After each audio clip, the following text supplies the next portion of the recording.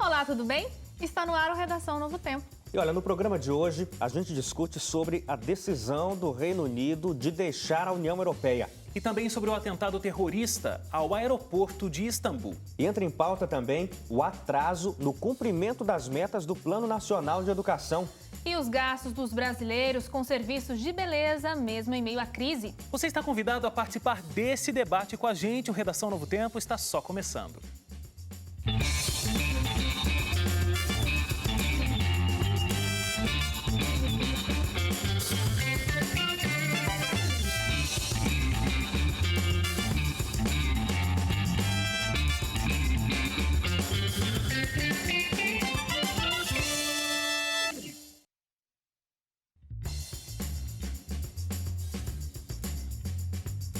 Olá, tudo bem com você? Começa agora o Redação Novo Tempo. Muito obrigado mais uma vez porque você está aqui com a gente para o debate das notícias dessa semana. Você já sabe que pode interagir com a gente, além da participação na televisão. O debate também acontece aí no seu computador, no seu celular.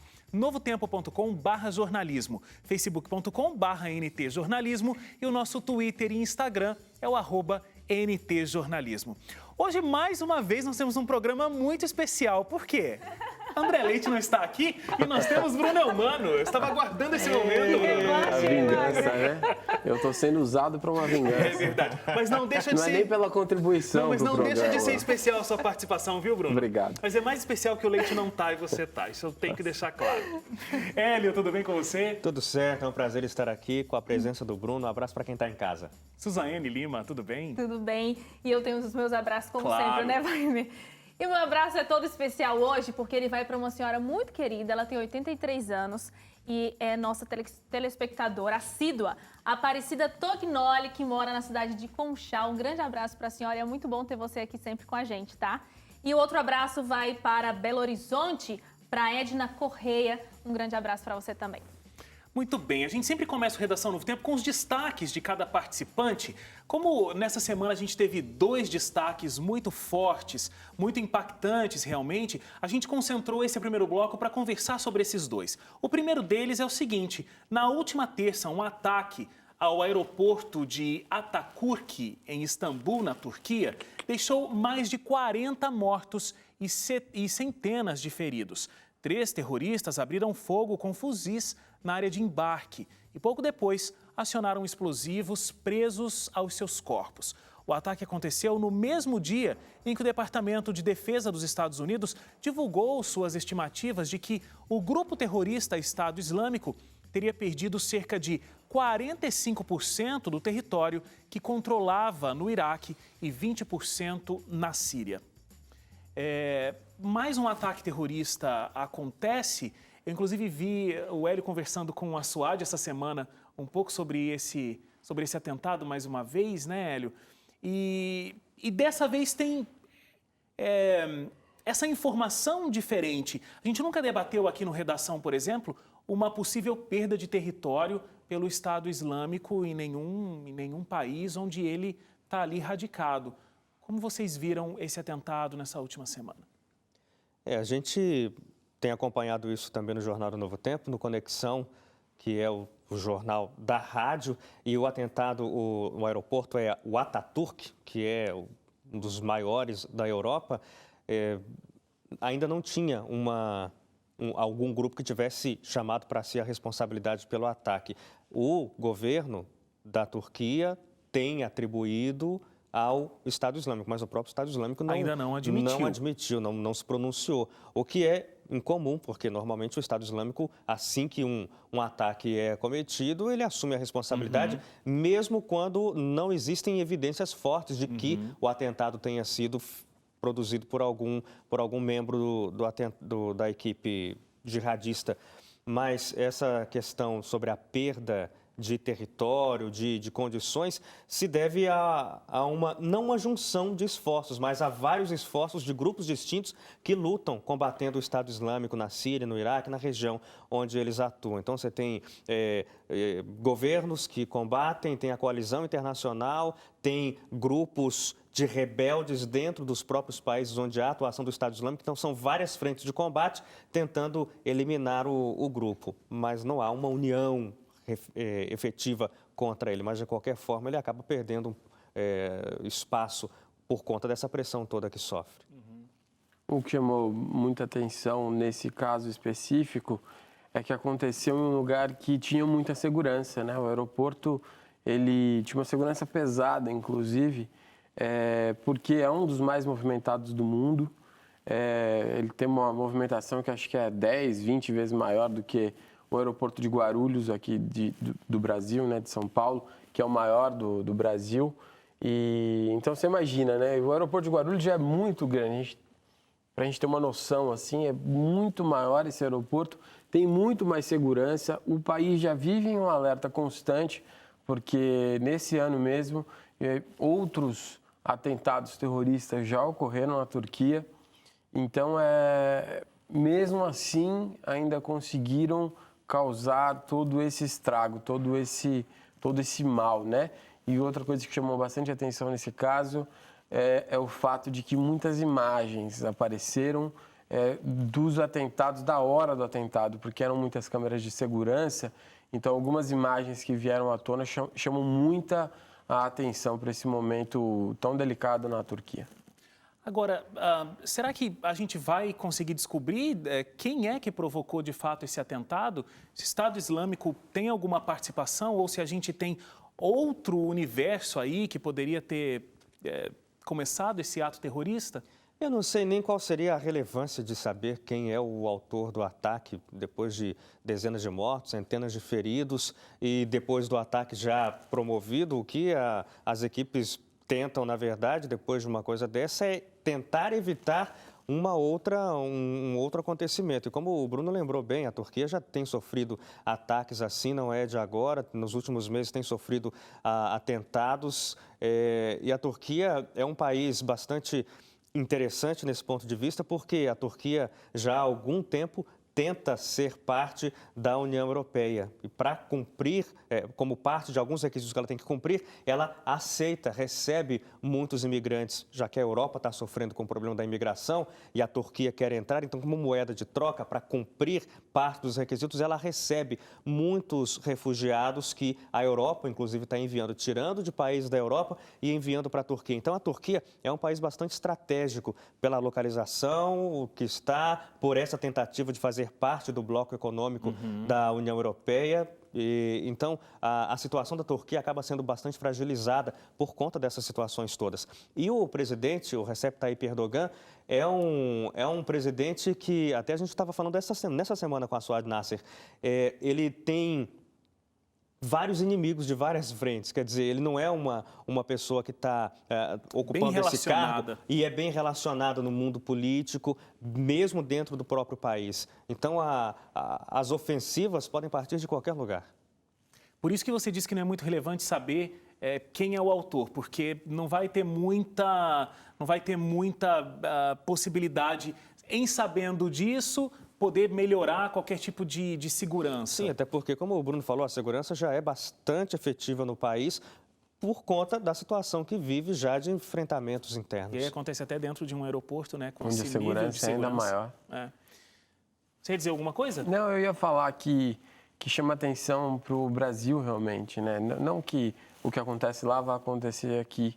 Eu imagino que não, mas a gente não consegue prever esse tipo de coisa. Então, o Brasil, mesmo tendo a segurança muito reforçada agora nas Olimpíadas, vira alvo e o cuidado maior tem que ser nas ruas, onde não tem tanta segurança, porque no aeroporto mesmo aconteceu antes de passar por algumas barreiras de segurança, né? Então, vai ter que ter um trabalho mais de inteligência de quem vai cuidar da segurança do que de uma resposta, de uma fiscalização, de uma... Enfim, é mais de inteligência, mais preventivo. Ok.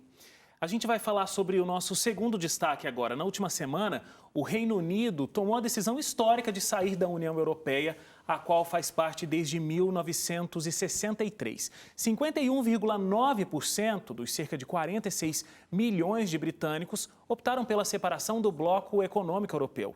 Logo após a divulgação do plebiscito, o primeiro-ministro David Cameron anunciou que deve deixar o cargo em outubro. Enquanto líderes de outros países, como França, Holanda e Irlanda do Norte, já se posicionaram a favor da realização de referendos similares em seus países, a Escócia considera a possibilidade de vetar a aprovação do Brexit no parlamento. A gente está aqui na linha com a Fabiana Bertotti. A gente vai conversar com ela agora via Skype. Fabiana, tudo bem com você? Tudo ótimo, gente. Tudo bem aí com vocês também? Só olhando o furdúncio que está esse mundo, né? Pois é, por isso que a gente está falando com você direto aí de Londres, né? O epicentro também está tenso. O epicentro dessa grande decisão. Ô Fabiana, conta pra gente como é que você está sentindo a repercussão desse momento aí em Londres. Foi muito engraçado, na verdade, ver isso de perto, porque Londres votou majoritariamente contra a saída. Tanto Londres quanto Manchester, Liverpool, mesmo a Escócia, em todos os condados, deu contra, que são grandes cidades. E na sexta-feira, que foi pós-referendo, a notícia saiu às 6 horas da manhã pela BBC aqui e transmitida ao vivo, naquela manhã eu fui trabalhar no Google.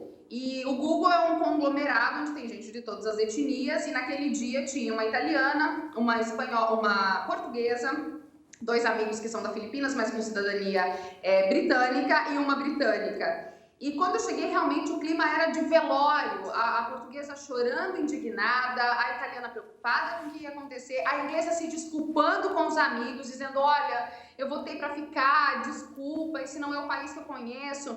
E você via manifestações de repúdio à saída em cidades grandes, como Londres, Manchester, Liverpool, mas no interior você começou já a ver, a partir de sexta-feira e no final de semana se intensificou, pichações de ódio, pessoas nos ônibus gritando com outras, vai embora daqui, você é imigrante, e situações que estão focadas só na imigração. O que chega a ser uma prova de que a maioria das pessoas que votaram para sair da União Europeia, hoje, pelo censo, eles atribuem isso a pessoas de extrema-direita, na maioria das vezes de classe média e média-baixa, sem instrução, que acharam que com essa decisão elas estavam mandando embora os imigrantes do país. O que não é um fato, porque as leis de imigração não vão mudar tão severamente assim nos próximos 2 anos, que é o prazo que eles têm para formular a saída da União Europeia, mas, em contraste, você viu a Libra caindo para o menor nível desde 1985, a Libra que estava no patamar de R$6, foi para R$4,30, enquanto se anunciava essa saída, e com a saída do primeiro-ministro, do David Cameron, você teve aí também uma desvalorização grande e a saída do Reino Unido da zona de nações confiáveis, de economias confiáveis para investimento. Então, o clima que se tem por aqui, que você vê nos jornais, nas redes sociais, é de tensão. São das pessoas revoltadas com a decisão e de algumas arrependidas que se manifestam nos jornais, nas redes sociais, que não tinham entendido direito a proposta do deixar, do leave, do out. E isso a gente vê também que foi uma campanha forte. Mesmo entre os ingleses, aqui eles comentam que quem queria ficar achava que a ideia de sair da União Europeia não ia vingar. Então não foram feitas campanhas significativas para permanecer no Reino Unido. Em contrapartida, o Brexit ganhou grande força nas últimas semanas, com doações milionárias de empresários que estavam bancando a saída da União Europeia. Alguns deles, inclusive, hoje foi notícia no jornal aqui, um grande empresário que colocou mais de 3 milhões de libras na campanha, e nessa desvalorização de mercado já perdeu mais de 400 milhões, e ele disse não se arrepender. Então, assim, o clima é de tensão, é de confusão, sobretudo de medo por parte dos imigrantes. Agora, você comentou que algumas pessoas, inclusive, se arrependeram depois de ter votado pelo sair, e que isso teria sido fruto de uma possível confusão das implicações disso. Qual é a confusão? Quais são os problemas que as pessoas realmente não conseguiram entender dessa questão do sair ou do ficar no bloco?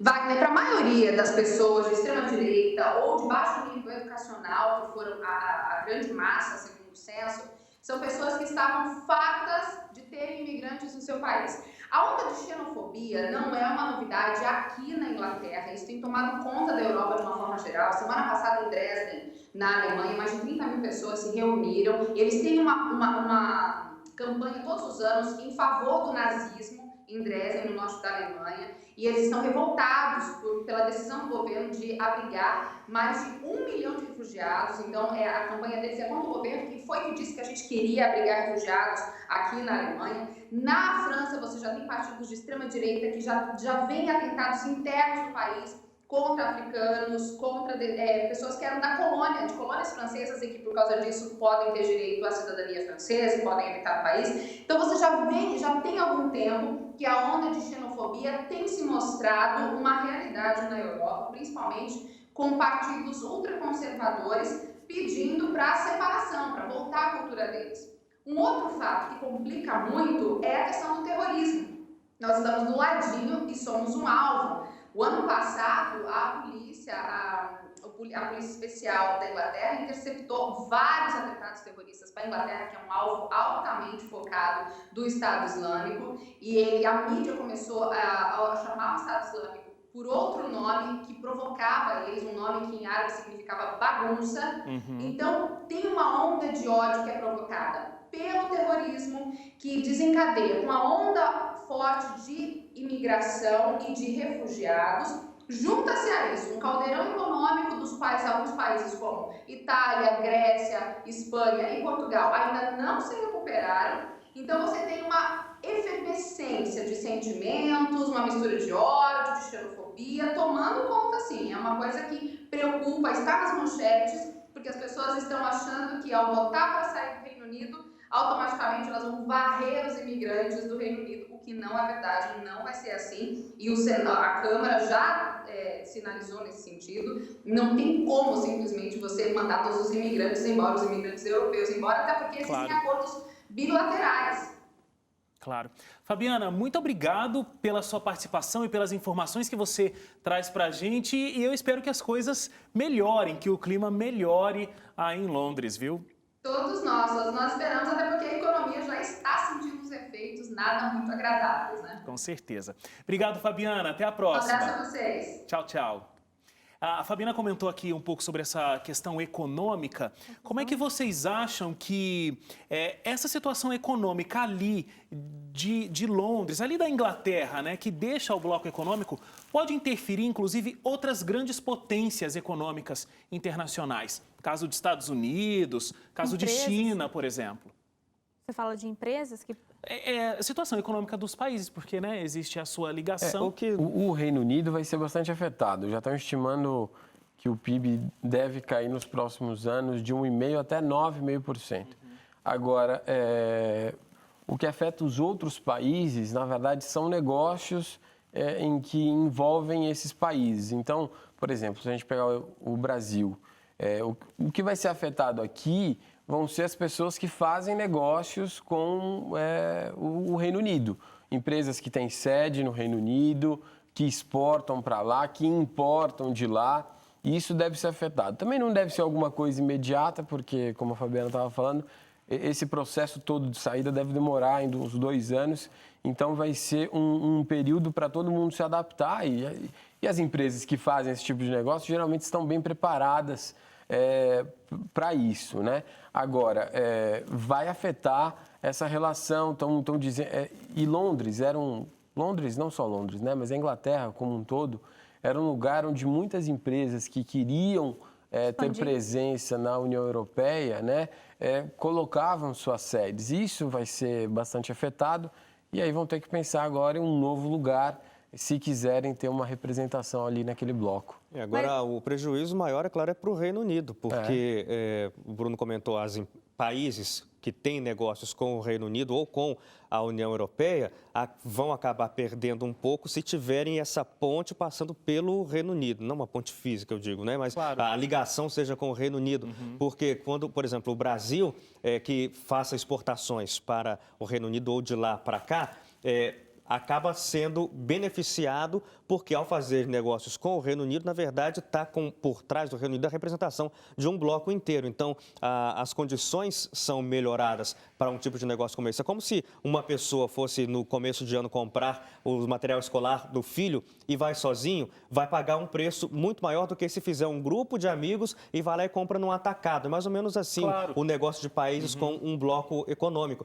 Então, facilita. Agora, o maior prejudicado, claro, é o Reino Unido. Tanto que boa parte do Reino Unido, Escócia, está dizendo que a intenção já seria, então, já que vocês quiseram sair, e não foi nossa opinião, estão querendo fazer um plebiscito para se desmembrar do Reino Unido, desunir o reino, para não deixar a União Europeia. Porque as vantagens são enormes, apesar de terem custos também, mas as vantagens também são muito amplas. Agora, quando a gente estava... Pode falar, Suzane. Não, você tá... uma coisa que a gente percebe também é uma dor de cabeça que vai gerar. Quem tem tratado com a União Europeia, entre eles mesmos e quem não pertence à União Europeia, são inúmeros, né, acordos. Com o Reino Unido saindo, quem quiser comercializar com o Reino Unido vai ter que mudar também toda a forma de comércio, porque antes era uma norma, né, que valia para toda a União Europeia. Agora vão ser duas, né? Uma com a União Europeia e uma com a Inglaterra. E uma com o Reino Unido. Isso vai depender de como eles alinharem isso. Né? Como o Reino Unido fizer isso. Porque o Reino Unido pode também promover coisas para facilitar esse tipo de comércio. Porque o Reino Unido agora vai ficar muito fragilizado, porque vai perder muitos negócios. E por isso o PIB deles deve cair bastante. Então, as negociações de outros países com o Reino Unido tendem a pender mais beneficamente para esses outros países. Porque o Reino Unido vai depender dessas renegociações, senão vai acabar quase sem nada. Então, assim, o Reino Unido aqui é quem vai sofrer realmente com isso, sabe? Os outros países vão ter um poder de barganha para essas negociações que talvez até seja mais interessante em alguns pontos de vista. Aquele comentário de que o Reino Unido era a grande economia da União Europeia e por isso, então, não valia a pena para eles, porque eles praticamente... Eles não são. A Alemanha que em segundo lugar é a França. O Reino Unido, se eu não me engano, é terceiro ou quarto, não sei se está à frente da Itália ou não. Mas é claro que, assim, lá é um centro importante, porque muitas empresas escolhiam Londres como sede, né? Mas, enfim, agora eles agora, com a separação, que é motivada não por assuntos econômicos, e sim por assuntos sociais, majoritariamente, é que a gente vai ver onde que os países vão querer realmente investir. Se é no resto da Europa, ou da União Europeia, né?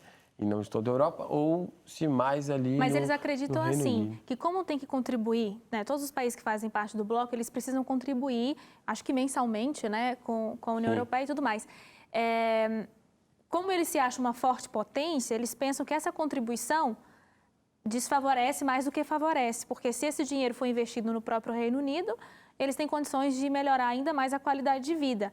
Agora, eu até estava discutindo com um amigo, pensando assim, o que levou a população realmente a ser a favor, apesar de ter ficado bem próximo, né? Muito próximo. Porque a gente que está de fora e que lê e que vê especialistas falando sobre isso, as desvantagens são muito maiores do que as vantagens.